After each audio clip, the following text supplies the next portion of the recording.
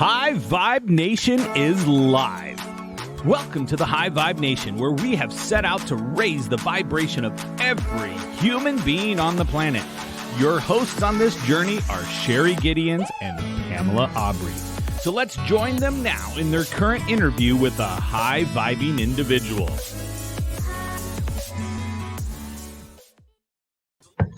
Welcome to the High Vibe Nation, a revolution of love. It's time to rise and live your best life now. I'm your host, Sherry Gideons, and my co-host is Pamela Aubrey. Hello, everyone, and welcome. We are here with a very special guest tonight, Alex Sims Clark. She is originally from Salt Lake City, Utah, and has been working in creative arts in Los Angeles since 2011 with some of the top entertainers in the world. And her work ethic has propelled her to become an accomplished writer, poet, model, successful business entrepreneur, and professional dancer. And she has gone on to create a clever series of 26 children's books using each letter of the English alphabet to teach characters. So welcome to the show, Alex. Thank you so much. I'm happy to be here. So great to have you, and we are so excited to learn more about what you've been up to. So as you know on this show, we love to talk about being high vibe. So tell us what it means to you to be high vibe. Being high vibe is just really about radiating good energy to me. And I feel like just the word high in general kind of insinuates like an elevated world of, I think we all vibrate on certain frequencies, right? So people that vibrate up here, I think, have a hard time kind of connecting with people that are down here, just because bridging the gap between those like certain frequencies can be exhausting sometimes, right? So I feel like it's easier to connect with people that are kind of on the same wavelength as you. And then if you operate from here, you can kind of meet in the middle, and then it's up to you whether you kind of go up or down together. And then of course, the goal is always to get higher and to just live in this high vibe that kind of just exudes positivity and love and greatness. So I just think that it's awesome what you guys are doing, and just a kind of an escape for an hour to just share views on positivity and just how to kind of change the world. I think it's awesome. Oh my gosh. Love that. I love that. Oh, wow. That, you know what? Out of all of the answers we've had for high vibe, that is absolutely one of my favorites. Thank you. Wow, stop. No, I'm serious. It really is. So start us out and tell us a little bit about, I know you're living in LA right now, and what's going on with your career in LA and how that's shaped you into where you are right now with your new books. Yeah, so I've been in Los Angeles for almost 10 years now, which seems kind of crazy. I moved out here straight out of high school and just chasing a dream. I moved out to become a professional dancer. So just as a person, you know, I grew up in Salt Lake City, Utah, which the difference between Utah and Los Angeles is pretty significant. And yeah, so just, and I'm very grateful for the way that I was raised and my upbringing, because out here, you kind of need a good head on your shoulders in order to survive and to make it and not get eaten alive, because, you know, Hollywood in general is pretty crazy and intense, and you kind of have to know who you are, or at least figure it out in order to last. So my journey out here has, you know, taught me so many things, especially about resiliency and perseverance, because I've almost given up so many times, but had I given up, I would have never created this life that I have now. And I wouldn't have found the joys and the success that I am so fortunate to have been able to experience. And I think all that just comes from, you know, learning, taking it day by day, and learning that the lows make you appreciate the highs, and really realizing that like you have to go through some stuff in order to truly appreciate all the good things in life. Well, that's really amazing. Tell us a little bit about some of the challenges that you have faced and how you've overcome those.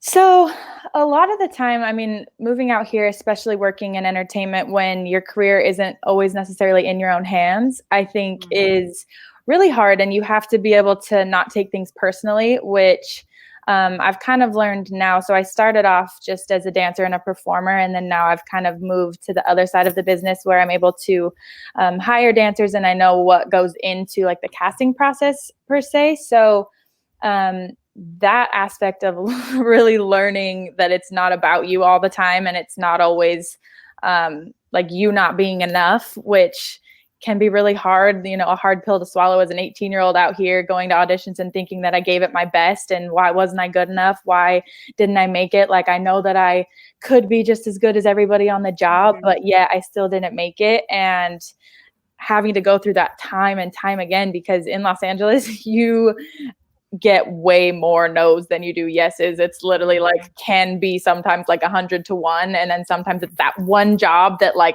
takes your career off, and then, you build from there. But the rejection aspect of entertainment can eat you alive if you let it. And so that's where I really had to develop a really strong sense of self-worth, because you really can feel like you're down in the dumps and really not worth anything when you keep getting rejected and turned down, when this is everything you've ever wanted and you've worked so hard, but it's still not enough. So that lesson alone has really shaped me as a person and made me really strong, and just had to discover who I truly am and who I want to be and where I am now and where I want to get to, and that just hard work pays off. And if you want it bad enough, you just literally have to do everything in your power to figure out your lane and find your lane, and realize that what is for you, and what's not is not, and not everything is for you. And you just have to learn to accept that and keep it pushing and just figure out what's meant for you.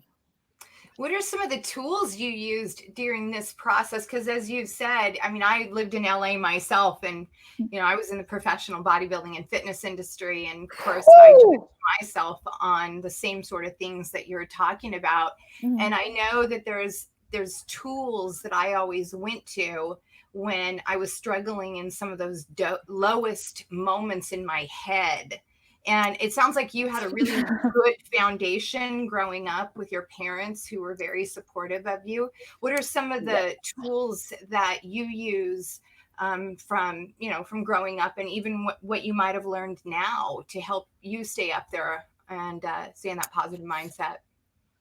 Yeah, so I could give all the credit in the world to my wonderful parents, because I don't know if you're familiar with my dad. He's actually a motivational speaker. So growing up with those kind of core values of just believing in yourself and all the things that I was taught from a really young age really resonated with me. But then sometimes, no matter how strong you are, it is still really difficult sometimes to make it through and to get out of bed sometimes, So my outlet in general is just art. I am like a weird art freak. I never watch TV. I always just either I'm writing poems, I'm drawing, I am playing the piano, I'm doing all of these things that kind of ease my mind. And I think writing for me has been that creative outlet that, I'm a thinker, so I overthink everything. I'm sitting in bed just thinking of things. So poetry in specific is something that's given me the tool to kind of make sense of all my crazy thoughts and make them into something beautiful. And it helps me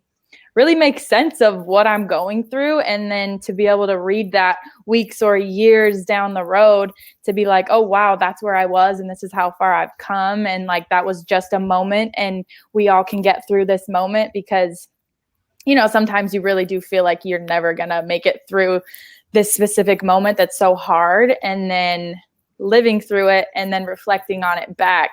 I just think like I have thousands of poems in my archives, because I've just always been like this little closet poet and just write about everything. So yeah, I think poetry and just writing in general is like a great outlet for me. Oh, I love that. That's so awesome. That's really beautiful. And I've written poetry a lot of my life, and I can really relate to that. I think it's kind of a unique outlet in some senses. It just really does. It allows you to express yourself in a way that you don't otherwise. And so that's really amazing, which I'm guessing is sort of what led you to some of your writing as well. So can you talk a little bit about that journey? Yeah. So my children's books in specific, I remember like the exact time and place that I wrote the first one. It was in my old apartment. I started it about 7 years ago, and I just kind of was in this rhythm. I go through phases of my poetry of like what I want to do. Sometimes I rhyme, sometimes I don't. And this specific phase I was in, I was just really into the like nursery rhyme kind of cadence. And so I remember I was on my couch and I just started writing. I don't even remember why my first book was actually my A book called Awkward Angelfish, but it was just angelfish at that point. And I just thought of this fish and just created this like story around it. And then I kind of started in the middle. I got the tagline and then I kind of built it backwards. And I remember right after I wrote it, I called my parents and I was like, you guys, I just wrote a story. Like I wrote this thing. I think it's like, it's kind of cute. It's a poem, but it's like, it could be like a book. And I remember my mom was like, well, you should illustrate it. You should really like make it into a book because you like to draw. And I was like, oh yeah, that could be kind of fun. And then the next day I remember my roommate was wearing a Mickey Mouse shirt. And then I was like, a mouse. Like there was once a little mischievous mouse. And I just started from there and yes, angelfish. And then, yeah, I just started I picked different animals and it was just a really fun kind of phase that I was in. I was traveling a lot at the time. And so I had a lot of time on my hands to write and just explore those things. So I just started picking different animals and just writing these little stories about them. And then I was just like, what if I did, because every letter of the alphabet, because all of them kind of had a different letter. And then I was just like, yeah, I'm going to do it. So I'm going to write a whole children's series. And then I wrote 26 of them. So fun. That is very fun. So I just love how, the top or the names of your books are, all about courage and all about, like you said, the angelfish, Awkward Angelfish and Baby Bluebird. How do those books, work in what's happening in our current times right now? What's interesting is I wrote these books so long ago, but the timing of when I've published them has been pretty spot on with the times of what's happening. I know it's been kind of oh, that's interesting. High vibe, you know what I mean? I know, I like it. So yeah, I mean, Baby Bluebird in specific, that was the second one I published. That one dropped in January, and then that one's all about resiliency and perseverance. And then, woo, yeah, I love that. So cute.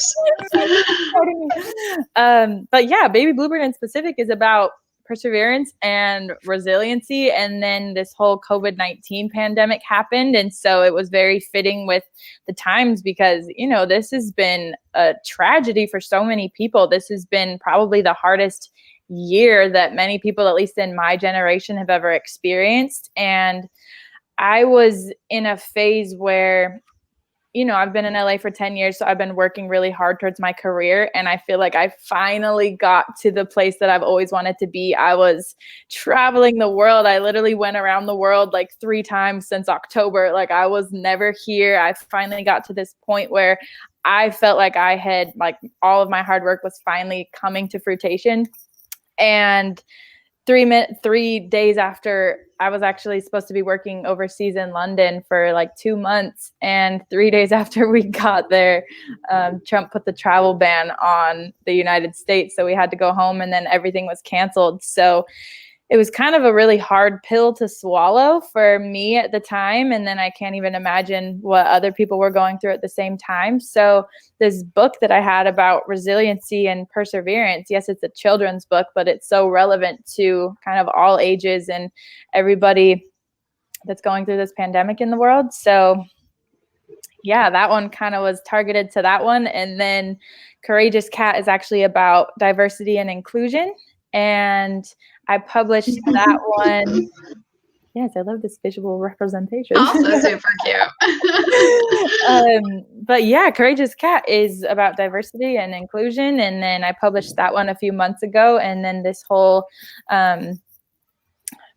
issue about racism and bringing, social injustice and all of these things back into the highlight of kind of what's going on in the world. It just was very fitting to the times. And I think I wrote it to be a conversation starter in the homes about these important topics. And a lot of people were looking for resources currently to, be able to have these hard or uncomfortable conversations. So it's just kind of interesting timing that it had already been published. And then now it's just in the world. That's so amazing. So what are your plans with the books, and, what kind of philanthropic work have you done so far with some of these? So with Baby Bluebird, that was the first one that I had the idea. So as I mentioned, I had flown home right as this pandemic happened. And so I actually went home to Utah to spend time with my parents during this pandemic. So when I landed, I remember watching the news and seeing them talk about children not being able to be fed properly and not having the resources to, have education at home when they were all sent home from school. And it just broke my heart. And I was like, how do I help? And, there's ways you can donate and whatnot, but these kids not having resources at home or books or education to continue throughout the rest of the school year even, and then throughout the summer and potentially next year.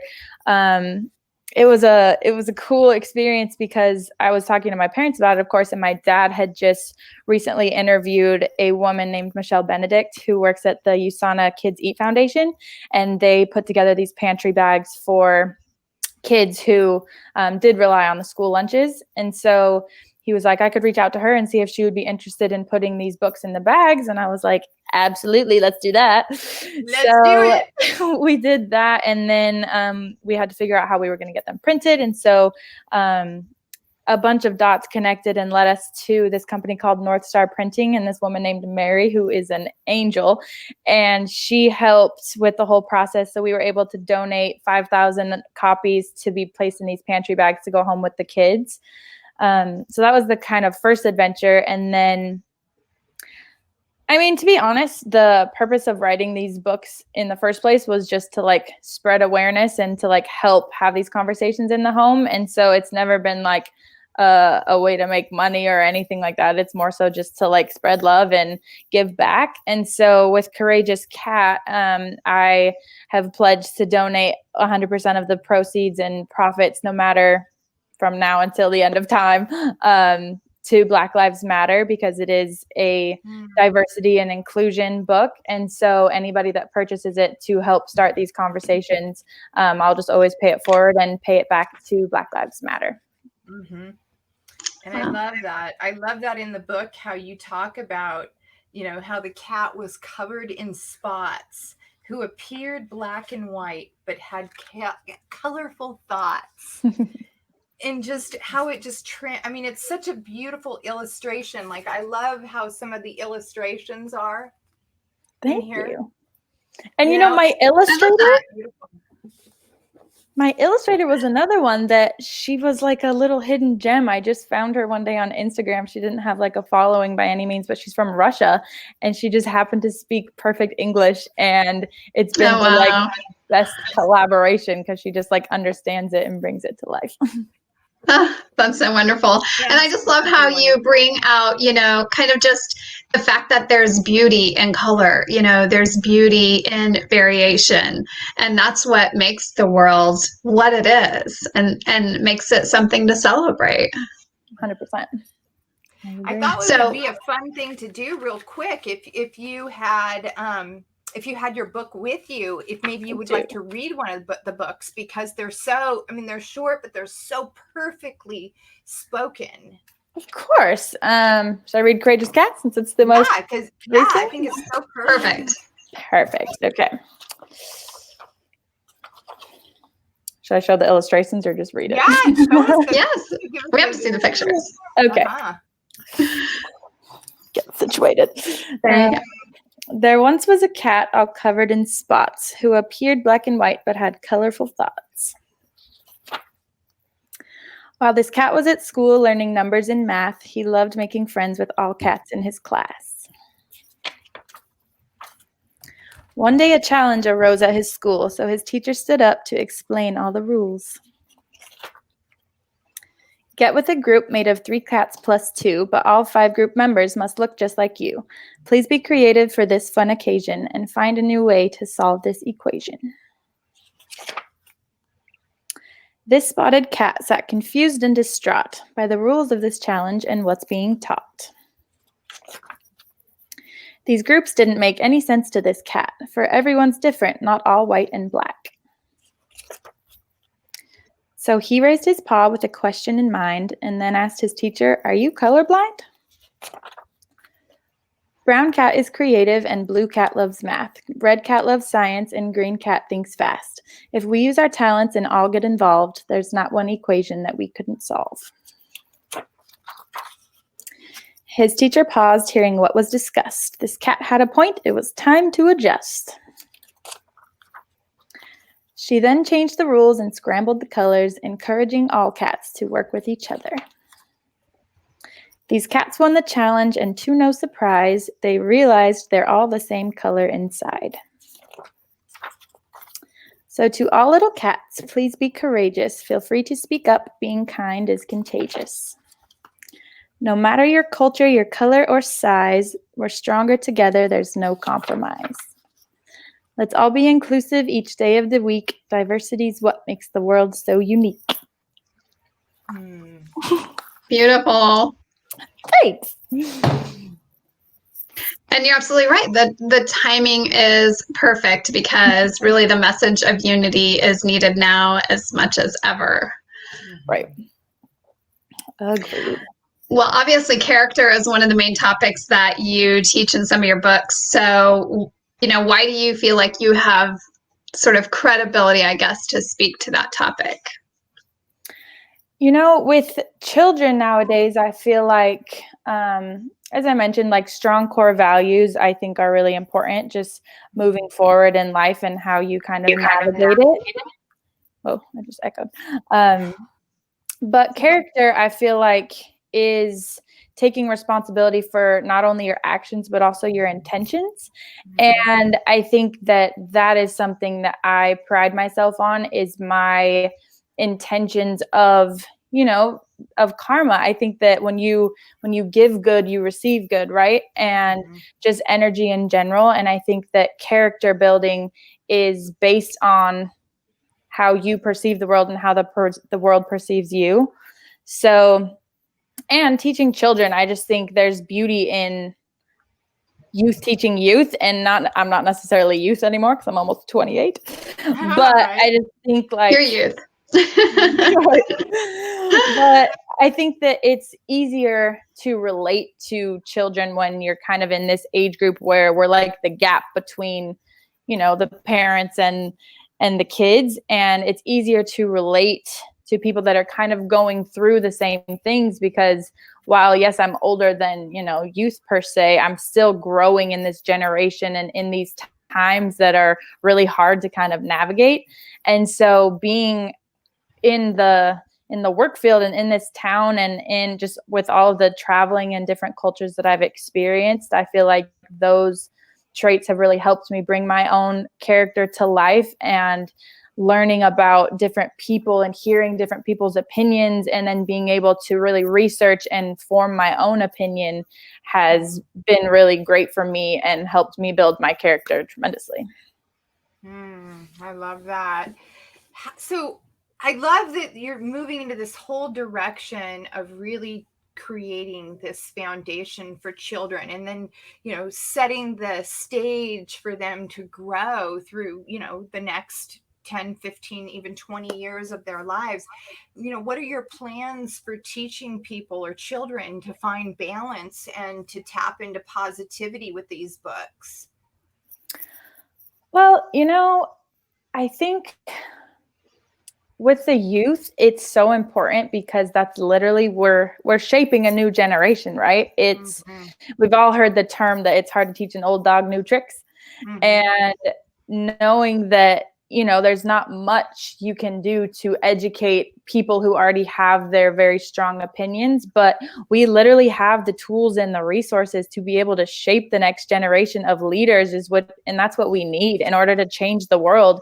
You have to create this environment where people feel comfortable to speak up and to use their voices and to really use their platform to change their own world so that they can change the entire world, So I just think this platform of books and my goal of trying to touch these lives. And I mean, a lot of the kids who get them can't even read yet. So it's really up to the parents, right? And giving them this tool. I mean, it's by no means a history book or a Bible of how to do anything. It's just like a fun tool of engagement to help them initiate the conversation in their own home. And I just firmly believe that it's hard. Like, how do you expect to be able to have hard conversations with a stranger if you can't even have hard conversations with the people around you? So, and that one's just on diversity and inclusion, but in perseverance and in believing in yourself and all these other important topics, those are the kind of things that we need to be teaching, and that this tool can just help you initiate. And, I wrote it in a fun, rhymey way because I feel like those are the kind of things that stick with me. Like, I remember, it's so funny. The other day at my friend's birthday I was just at, we started playing this game called Categories. And it's a game where it's so fun, right? And you mention a category and then you have to go around the room and say something that fits in that category as fast as you can. And the topic that came up was the United States presidents.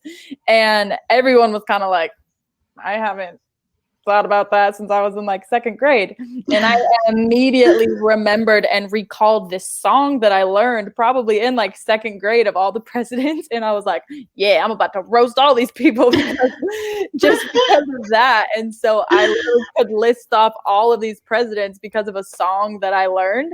And so I think, to me, the like rhyming and like poetic form of it really makes it stick and ingrain in your brain. So if you can read these out loud and you have these taglines that the kids will remember because they rhyme, I just think there's so much beauty and strength in that alone. So I think makes it kind of fun. Absolutely.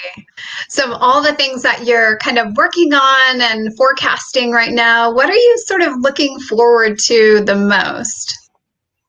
I think I'm really excited to just continue to release all of the books because, at least with the last two, I haven't quite figured out the like philanthropic aspect for Angelfish yet, but it's been really fun because all of the topics of the books are important issues. Like, I have some of them are on learning respect or sharing or waiting your turn in line or gratitude, just all of these things that are important qualities. So I just am looking forward to releasing them and seeing, which ones are released and then what happens in the world, because I seem to be pretty, in tune. But I'm just excited to see like what else I can do with them and how many more lives I can hopefully touch and just spread some love. That's fantastic. Let's delve. You hit the nail on the head for me with that one. You said in tune. And that was like, Sherry, high-fiving. We vibing. Yeah, baby. My goodness. So let's talk about what you do to tap in and get in tune inside yourself to bring these through, to bring information and such amazing topics through you that obviously now are being spread out into the world in an amazing way in a dynamic time. So it's kind of interesting. My best time of writing is when I exercise. And so I remember I went through this whole phase of being like super obsessed with core power yoga. And it was actually in the process of me writing these books. I just remember, so I'm always like that weird guy in the back that like wears a hoodie so I sweat as much as possible. And I'm just in the back of the room. And I would be sitting there like in Warrior 2 and just have this like flood of inspiration come through me. And I would start just like writing a whole thing. And so I would run to the bathroom and like write it down in my notes super quick and then run back to class. And that went on for like 2 months. Like I wrote probably like 6 of my best books in core power yoga. Wow. Yeah, so I just find a lot of, I mean, I don't know if it's just because, you know, the endorphins are flowing and I just like feel good, and then it just kind of ignites some sort of, I don't know, positivity within myself so that it kind of brings the inspiration. But yeah, what about you guys? How do you guys find inspiration? Meditation. Wow, that's yeah, I was gonna say that's a big question and a long answer. But I did want to ask you, you know, so along those lines, you know, how much time do you spend, you know, kind of focusing on your writing? Is it, you know, do you have a structure around that, or is it really a lot of it, does it just come to you sort of as inspiration? It really is, like I said, my creative outlet. So I write more often than not. My wind down isn't really like a watch TV and go to bed. I really just kind of enjoy listening to music and writing my thoughts. I'm like obsessed with jazz music, just like an old man. But yeah, I mean, as I mentioned, I write all the time, so I have thousands of poems and whatnot. So if I kind of hone in or get the inspiration for another book or just a specific topic, I just kind of run with it, because I've found when I try to force things or, you know, try to write about certain things, I get stuck, and writer's block is real. But when it's just free flowing and it's just comes from inspiration, it just happens pretty naturally. So. Wow, I like that. That's beautiful. Mm-hmm. So, you know, I'm always like, now that we're at this time when there's, you know, really your books are speaking this message of diversity and inclusion. What's your vision? Do you have a vision to create a movement to impact the youth? I mean, on the bigger scheme, the bigger picture, do you have a plan to create something, you know, crazily big for it? You know, at this point, it's really just about extending the resource and putting out the information. I don't really have the platform to like make some huge impact, but I think the most important way that we're kind of taking responsibility for what's happening and in our own circles, I think that that's where I shine, and how I use my voice is through my writing and just providing the resource. So I think like I said, it can be hard for people to initiate these conversations. And I think there's so much valuable information kind of circling the internet and circulating around right now. All you have to do is read it and then form your own opinion about it, and then kind of internalize it and be able to express and teach what you're learning and what you're reading. So at that point, it's really up to the parents and the people that are receiving the books to do their own research and find their own opinion about everything that's going on. Because I mean, how do you expect to teach something that you're not educated in? That's just kind of setting yourself up. So I just think we live in a time now where ignorance is no longer acceptable, and we need to educate ourselves so that we can then educate our kids and the people around us in our inner circles. So I think life at this point is kind of a game of telephone. It's you say something or you have a vibe, right? And then the people around you are going to feed off of that, and then they take it to their people and they take it to their people. So as long as you're radiating great energy and you're creating things that have an impact, then the people that are around you will just kind of spread like wildfire. Absolutely. So what are some of the funnest experiences you've had since you published these books? Do you have any stories of, you know, people who have received them, or, you know, just something that kind of has stuck with you through this experience as a highlight? You know, I really value the just personal messages that I get from people, or like the DMs or the emails that I receive. Just kind of, you know, thanking me for the resource, just because even with this last book in particular, you know, I think, as I mentioned, it can be a very uncomfortable topic for some people. And so even to just provide some sort of light to the situation and make it a positive instead of a negative, because right now it's really easy to get caught up in the negativity that's around, but turning it into a positive, I think just the feedback from that alone has been super rewarding. And just seeing how it's been perceived, and just the philanthropic side, knowing that my intentions of giving back is just from the deepest part of my soul, and knowing that it's being received that way is like the most reward I could ask for. Mm-hmm. Yeah, I completely agree with that. And do you find yourself wanting to get more involved in specific conversations around diversity or inclusion? Or do you find yourself wanting to just be like, as you said earlier, radiating that intention of love and light and positivity, and allowing yourself just to kind of like show up maybe in someone's life in the moment, and then talk about your books from that perspective?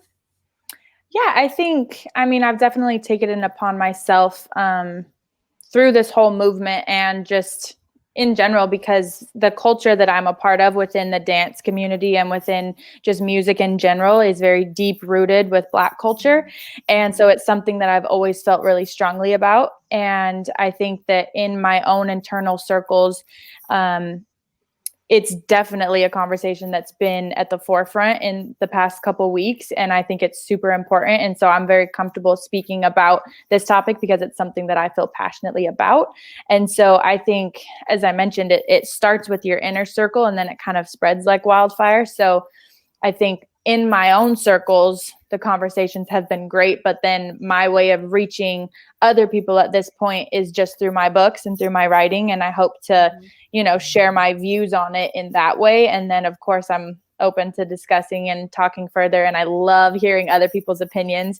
I love hearing opposing opinions, because it just, strengthens my vocabulary in all matters. And then it makes me be able to form even a stronger opinion about certain things. And I think the education aspect of everything is so important, so that you can engage. So educating yourself as to what's happening and what has happened can only provide you with better information to be able to engage in these hard conversations. Yeah, absolutely. It's really beautiful. And going back to what we were kind of talking about earlier in regards to that, it's just this idea of unity. And I think, it's really a powerful concept. And it seems like kids generally kind of get the concept. But what I kind of love is that your books, like you said, the parents are going to have to read the books largely to the kids. And so it helps to engage them in that conversation too. So I'm just curious, are you having conversations with people now around that topic because of the timing and because of these books? Yeah, absolutely. And as I mentioned, being in the community that I'm in, these conversations have been happening, but now it's just more of a social awareness that's being created. So, and a lot of the people that are close to me don't really have children.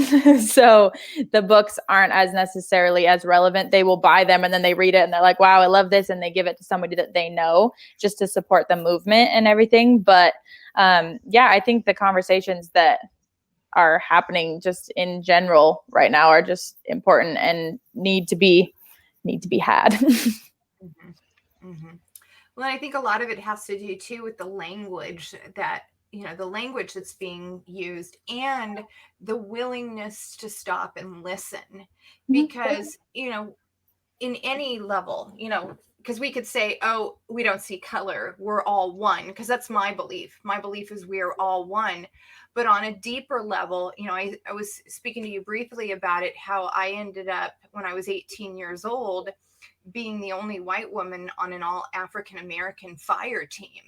And one of the things that I learned so much from that was just listening to the way people thought, listening to their feelings, even listening to, like you said earlier, their culture and their history. And to be honest with you, I never once was treated like I was anything but part of the family, know?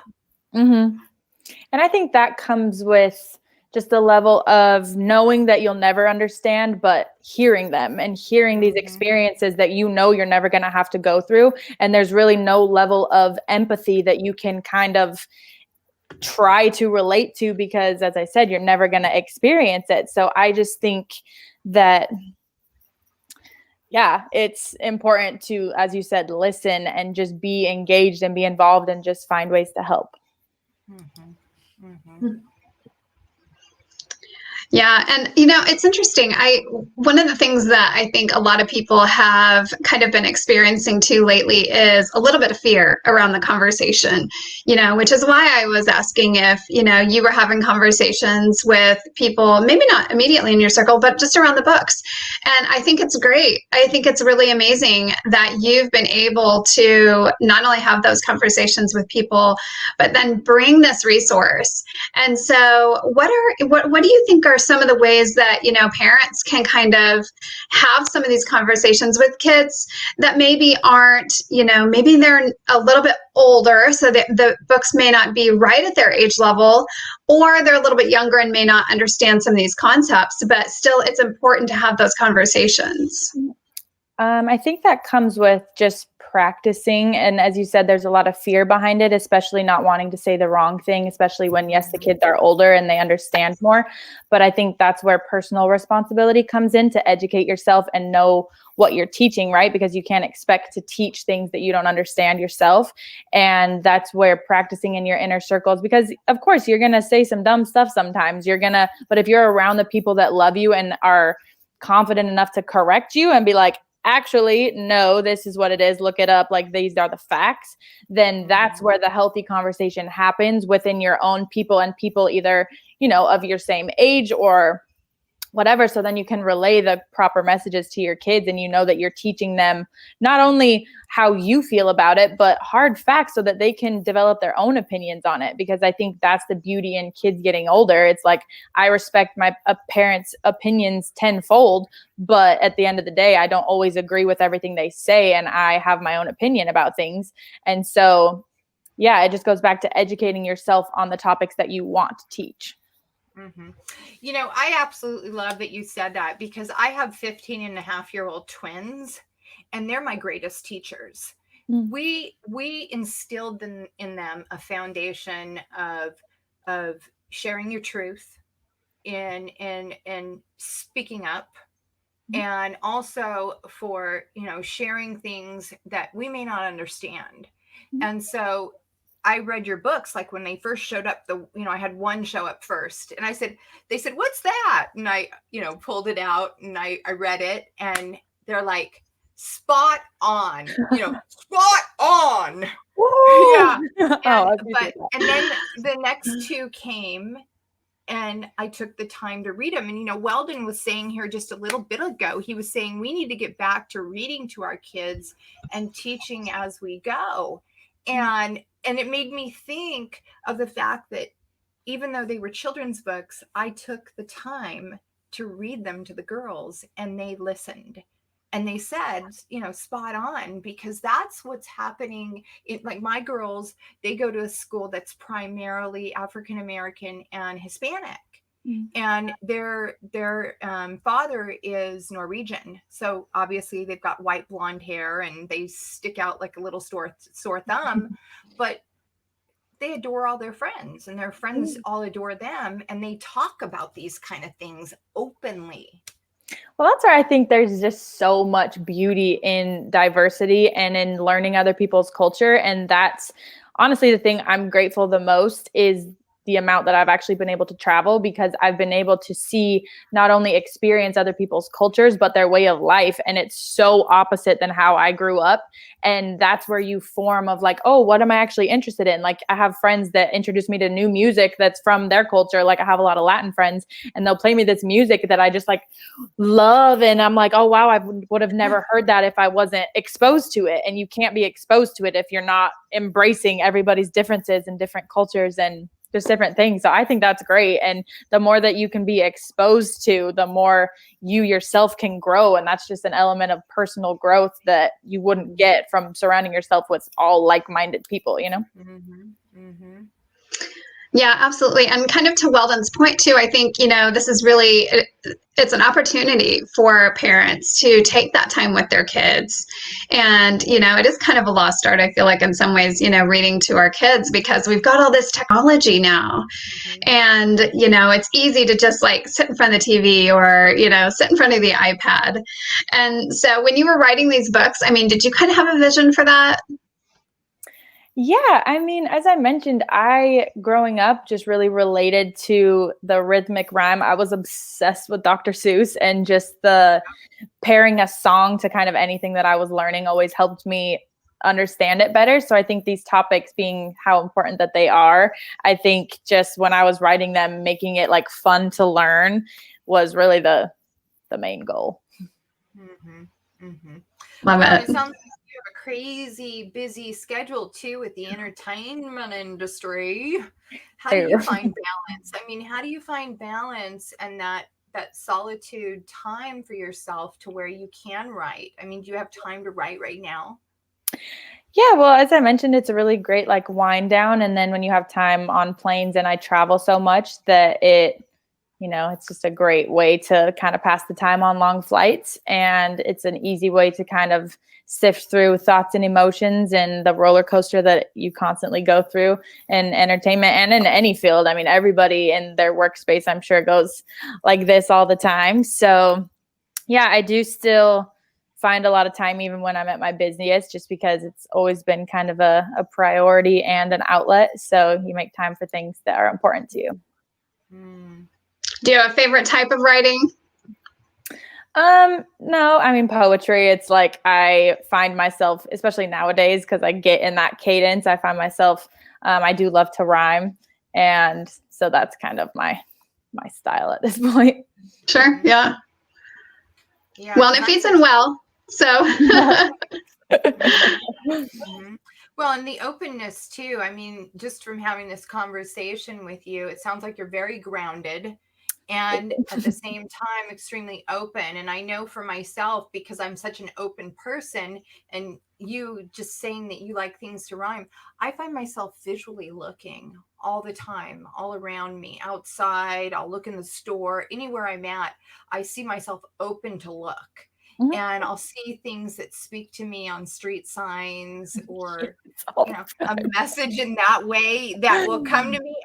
And I have my iPhone, so I speak into my doggone iPhone because I don't want to miss a moment of these things that I feel like need to be talked to other people about. Yes, So I'm like over here. Sure. Wow, that sign today said, "Just believe in yourself," or yes, wait a minute, you have not been forgotten. You can give a message, or you can make a difference. And I'm writing this in my, do you do that too? Yeah, I actually, a few weeks ago, I was just sitting in my friend's backyard, and I decided to kind of embody the things that I saw. So I wrote this whole series, and my first one was, I am a cactus. And then I went into, I am a palm tree. And I went into, I am a turtle, and I am a cloud. And I just tried to, it's a really fun experiment and just exercise for me to kind of speak from other people's perspectives or other things' perspectives. And so just like visualizing myself as a cactus and then like relating that to like everyday life. I just think those kind of things really kind of keep me on my toes and keep me in check of like just empathy in general of, obviously I'm not empathizing with a cactus, but like if I were a cactus and I have things that are prickly, it's like I am a cactus. You look but can't touch. I'm pretty but prickly. You'll love me too much. If you let yourself go there, I will leave a mark, and then you'll bleed and you're hurt all the way to your heart, or something like that. And it was like so like dark. Maybe if I was a cactus. And so I just think those are really fun experiments. And you can feel the rhythm of that when you're saying it, Yeah, and just like finding inspiration in like the dumbest things can just like brighten your day and just like, I don't know, turn things around. So it's a fun thing. Absolutely. Well, so did you even study writing at any point, or was it just you love to read and then that translated into writing as well, since you obviously have a penchant for poetry?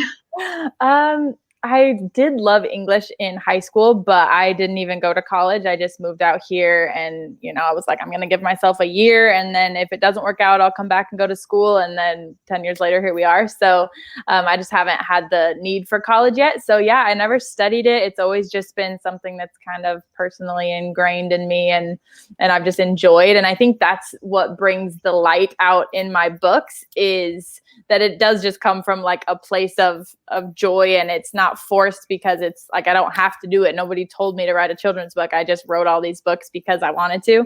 And I just think there's a lot of beauty in that. And even with what's going on with the times, it's like I said, these come out before all these issues happen. So it just like feels a little meant to be, if I could say so myself. Yeah. Well, you know what Weldon said here? Did you read this earlier? He said arithmetic rhyme. That's what I wanted to say. Kids really respond to that today. And I heard that when you were just saying that. It was the fun of it, I heard. Mm-hmm.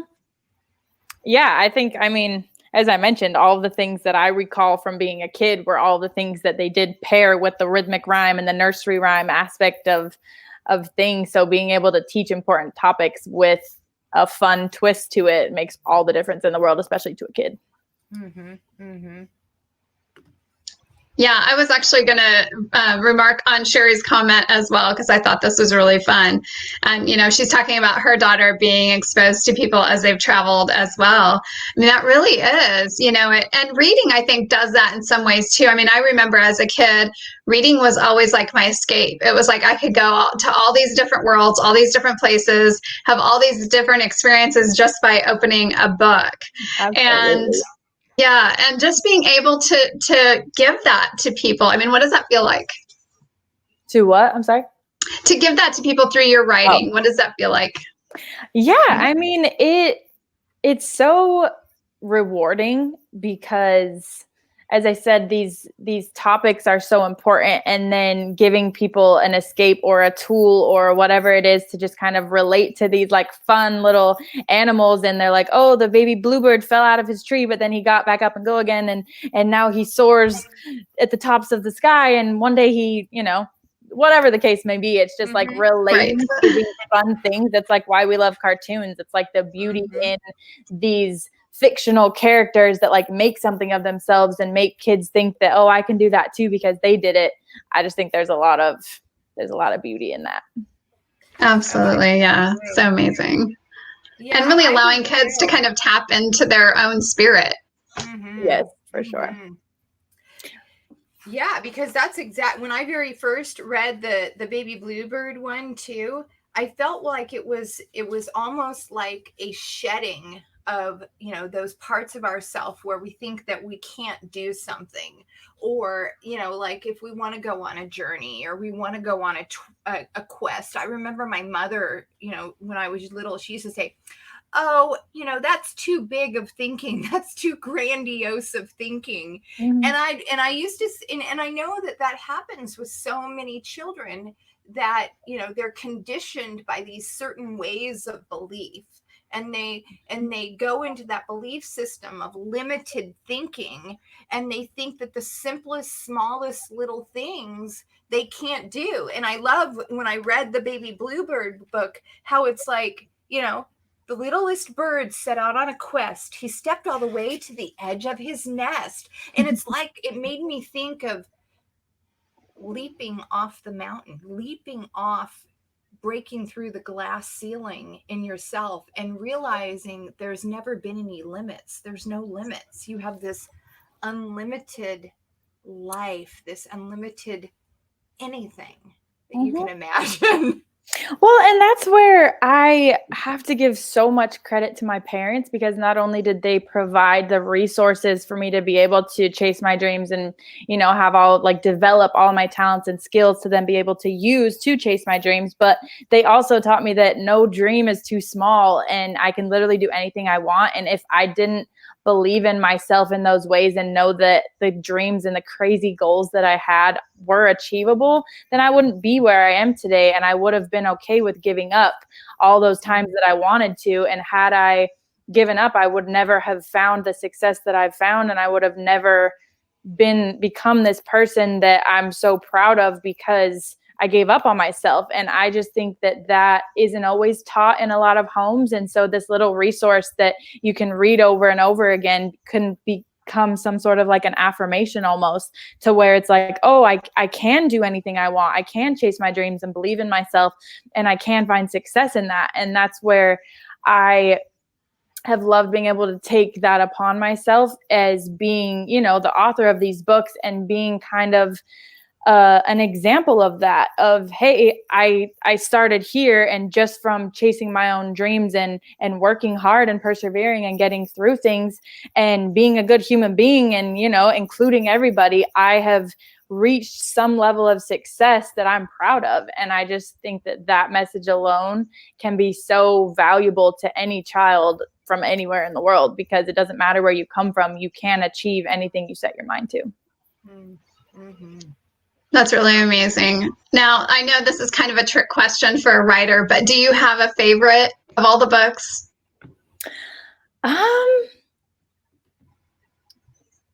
I gotta say Baby Bluebird, I think, just because, yeah, that message is so dear and true to my heart. And like I said, if I didn't have the tools of resiliency and perseverance, I would not be where I am today, and I would not have experienced all the crazy things in life. So that, yeah, I think that's my favorite. Love it.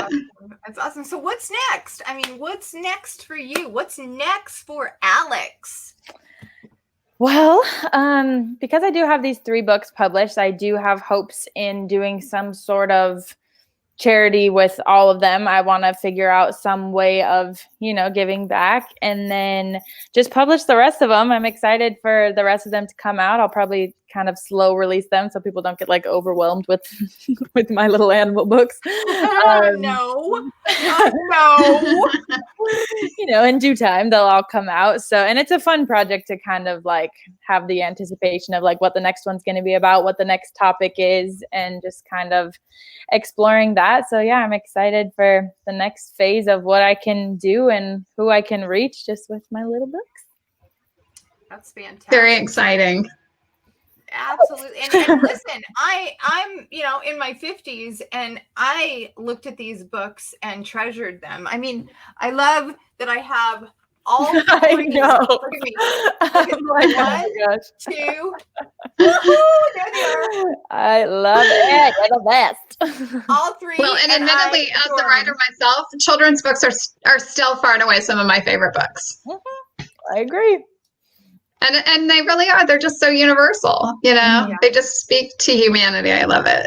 That's right. That's right. So share with our audience how they can get a hold of you, how they can purchase your books. Do you have a website? Yeah. So right now, the domain was a little bit messed up, but it's Alexandreasbookclub. And right now, because I geared the movement towards Courageous Cat, that's the only one that's on there currently. But in the next week or so, I will have all 3 books up on that. So it's alexandreasbookclub.com. But for now, you can buy them on Amazon. And just if you Google Alexandrea Sims with an EA, Alexandrea, you can find all 3 of them on Amazon right now. And any other way to get a hold of you? And then you can also email alexandreasbookclub@gmail.com. And yeah, I can answer any questions or tell you how to buy the books in the future. Spectacular. Any last words you want to leave our audience with, a lasting message? No, I'm just really grateful for you guys. Thank you for bringing me on here and just allowing me to kind of share my journey and my message. And thank you for supporting my books. I just really appreciate it. Such a joy to have you here. And thank you to all of our listeners, as always, for being here. We greatly appreciate you. Lots of love going out to all of you. Thank you for sharing this out to everyone. And lots of love going out to you as well, Alex. Thank you so much. Yes, lots of love to you. And thank you again, all of our listeners and audience. We absolutely value you. We honor each and every one of you for the support that you give us each week on the show. Please share this out with all of your viewers, your profile. You can find us on the web at www.thehighvibenation.com, on Instagram at The High Vibe Nation, on our Facebook page at The High Vibe Nation, and on YouTube, The High Vibe Nation. We want to thank you so much for being here with us this week. And until Wednesday evening at 5:00 p.m., I want you all to have an amazing rest of the night. Bye now.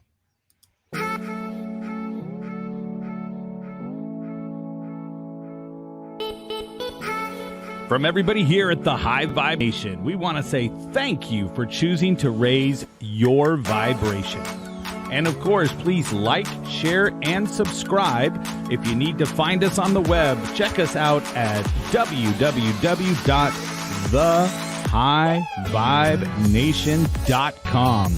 Looking forward to seeing you on the next episode, and keep high vibing.